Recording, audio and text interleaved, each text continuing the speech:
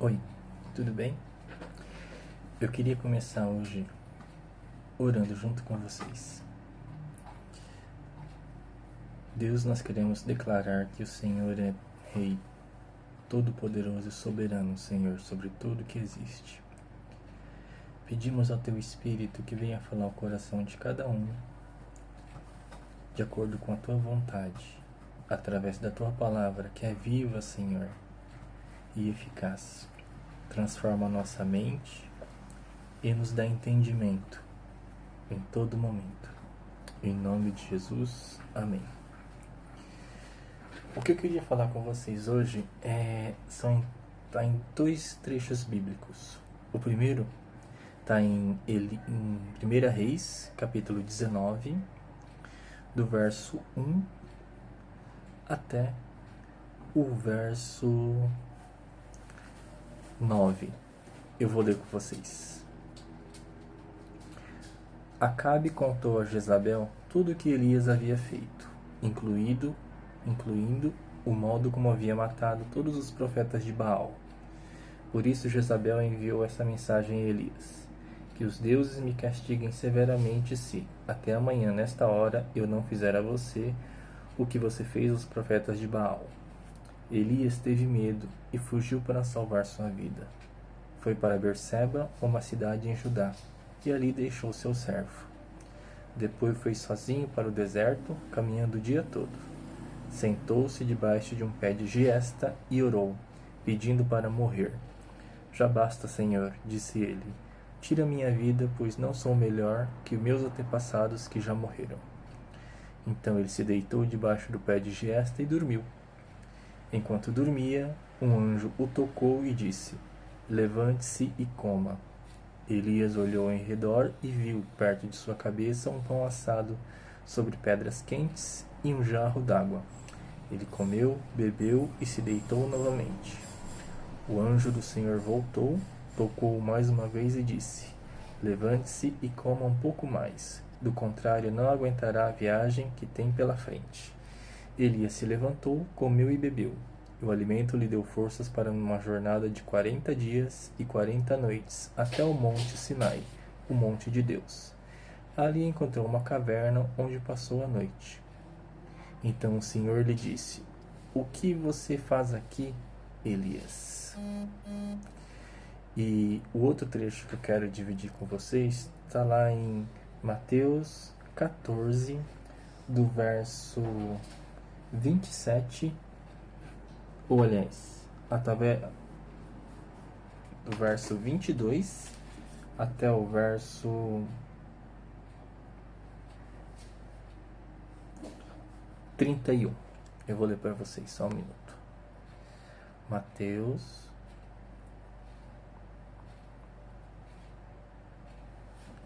capítulo 14, verso 22. Logo em seguida, Jesus insistiu com seus discípulos que voltassem ao barco e atravessassem até o outro lado do mar, enquanto ele despedia as multidões. Depois de mandá-las para casa, Jesus subiu sozinho ao monte a fim de orar. Quando anoiteceu, ele ainda estava ali, sozinho. Enquanto isso, os discípulos distantes da terra firme lutavam contra as ondas, pois um vento forte havia se levantado. Por volta das 3 da madrugada, Jesus foi até eles, caminhando sobre as águas. Quando os discípulos o viram caminhando sobre as águas, ficaram aterrorizados. É um fantasma, gritaram, cheios de medo. Imediatamente, porém, Jesus lhes disse: Não tenham medo. Coragem, sou eu. Então Pedro gritou: Se é realmente o Senhor, ordene que eu vá caminhando sobre as águas até onde está. Venha, respondeu Jesus. Então Pedro desceu do barco e caminhou sobre as águas em direção a Jesus. Mas quando ele reparou no vento forte e nas ondas, ficou aterrorizado. Começou a afundar e gritou: Senhor, salva-me! No mesmo instante, Jesus estendeu a mão e o segurou. Pois bem, são dois trechos, um no Velho Testamento e outro no Novo Testamento. E o que eu quero conversar com vocês hoje é o poder que a circunstância tem sobre a gente.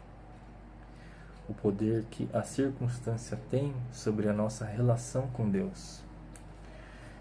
Lá em 1 Reis, a história de Elias, o contexto é que ele está fugindo da Jezabel, porque a Jezabel, ela queria matar ele. E aí, no meio da viagem, quando ele estava com medo, ele orou para Deus pedindo para Deus tirar a vida dele. Senhor, tira a minha vida porque eu não sou melhor que os meus antepassados. Elias estava vivendo uma circunstância interna de muita tristeza.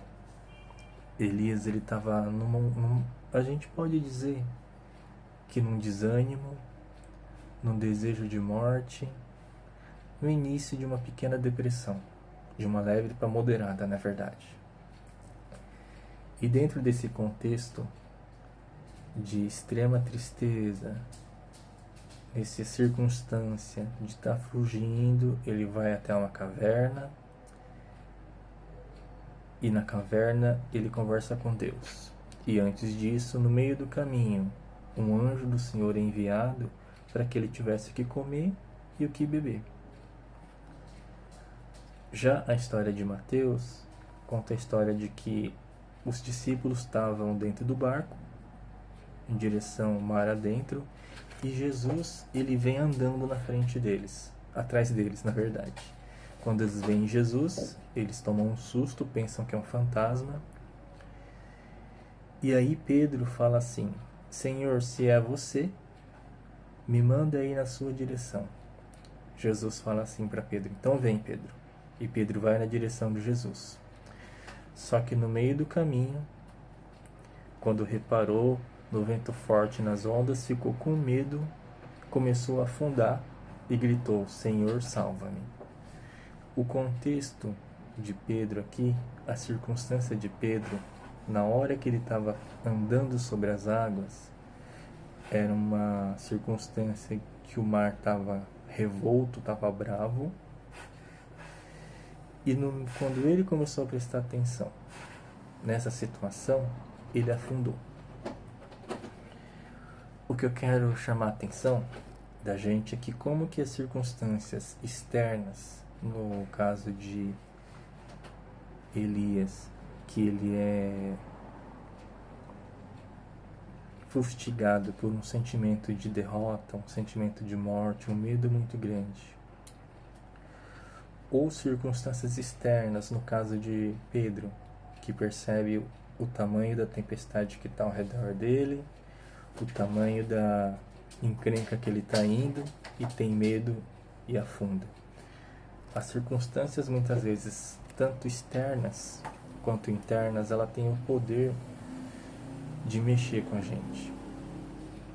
E hoje em dia a gente vive num mundo onde as circunstâncias elas podem mudar muito, né?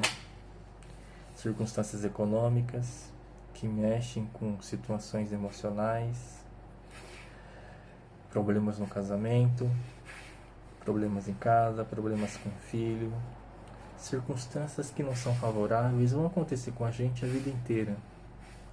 Sejam circunstâncias estas externas a gente, ou muitas vezes circunstâncias internas. Independente delas, essas circunstâncias pouco favoráveis, não favoráveis a gente, têm o poder de balançar a nosso relacionamento com Deus. No caso de Elias, ele estava tão profundamente triste que não enxergou a Deus no meio da história dele. Já no caso de Pedro, ele estava tão com medo do que estava ao redor dele que perdeu Jesus de vista e prestou mais atenção nas ondas, no vento, etc. Quando a circunstância interna ou a circunstância externa se torna grande e domina o nosso pensamento, domina o nosso sentimento, tem o poder de deixar a gente cego para o que realmente importa. Deixar a gente cego para Deus.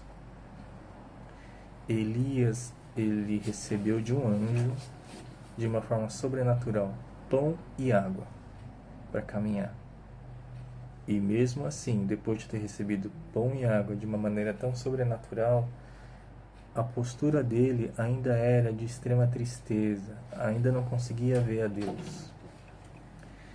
Pedro, também numa posição, numa circunstância de vendaval, sobrenaturalmente, ele anda sobre as águas, não afunda, e isso é tão grande, tão poderoso, até que ele tira os olhos de Jesus que está chamando ele e olha para a dificuldade, olha para as ondas e para a maré alta e para o mar revolto. A circunstância ela tem um grande poder sobre a gente, muitas vezes, muitas e muitas vezes. E o mais interessante é que o foco das duas histórias não é nem Elias e nem Pedro, mas o foco é Cristo, é Jesus. No caso de Pedro, o foco que a gente quer falar é de que quando Pedro deu ouvidos à circunstância e afundou na água, imediatamente Jesus segurou ele, estendeu a mão e segurou e salvou. E no caso de Elias, a circunstância interna dele estava tão triste, tão escura, tão sem esperança, que um anjo é enviado para alimentá-lo 2 vezes, e depois ainda vem o Senhor conversar com ele numa caverna. Mais para frente no capítulo de 1 Reis, você vai ver que Deus vai se mostrar para ele na forma de um sussurro. Então assim, Deus ele continua sendo Deus, independente da circunstância que nos atormenta e que balança a nossa fé. E que Deus continua sendo bondoso apesar da circunstância. Ele salva Pedro quando está afundando. Ele salva Elias quando Elias quer morrer. Então, por mais difícil que seja a circunstância que a gente vive, interna ou externamente, dominado por pensamentos ruins, dominado por sentimentos ruins, Deus é aquele que sempre está disposto a nos ajudar. E uma vez que a gente abre os olhos para a ajuda de Deus, para o que Deus está querendo tirar a gente da encrenca muitas vezes, é quando a gente obtém o socorro. A questão não é um ser humano que passa por dificuldades ou que é facilmente movido e influenciado pela circunstância. A questão, porque isso ia acontecer, como seres pecadores, né? A gente tem uma fé pequena, a gente tem um relacionamento quebrado com Cristo que precisa de ajuda. A questão é que em todos os casos, o poder de Deus, ele é maior que a circunstância e se mostra disponível para a gente, desde que a gente abra os olhos para ele. Deus poderia ter falado para Elias: Elias, você quer morrer? Então tá bom, azar o seu, não quero nem saber.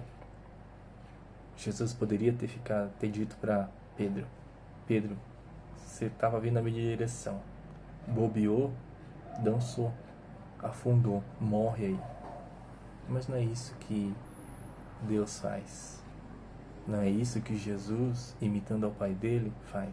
Ele salva, ele dá alimento, ele dá sustento para enfrentar a dificuldade.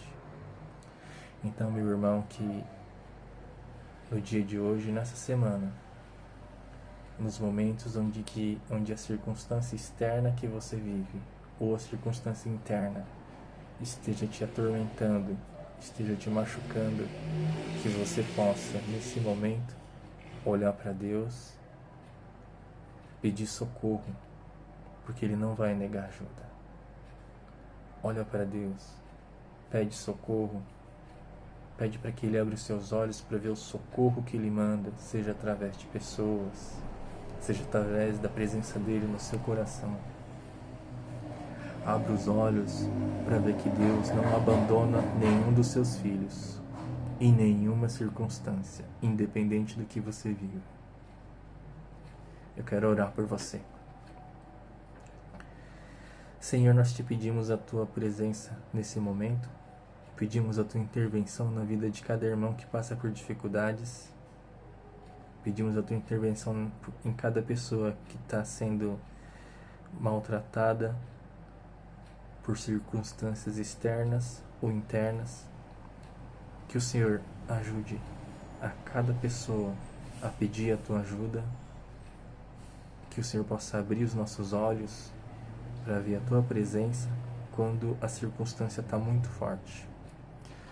Que o Senhor nos ajude a manter os nossos sentimentos e pensamentos firmes na Tua palavra, que diz que o Senhor nunca falha. Nos ajuda, Senhor, a não afundar diante da circunstância que nos cerca, porque os dias são maus e a gente precisa do Senhor. Abre os nossos olhos para ver a Tua ajuda a cada momento, Espírito Santo do Senhor. É o que nós te pedimos, em nome de Jesus. Amém. Uma boa semana para você. Que essa semana o seu coração seja inundado de esperança mais uma vez, para que você possa resistir mais um dia, e depois o outro, e depois o outro.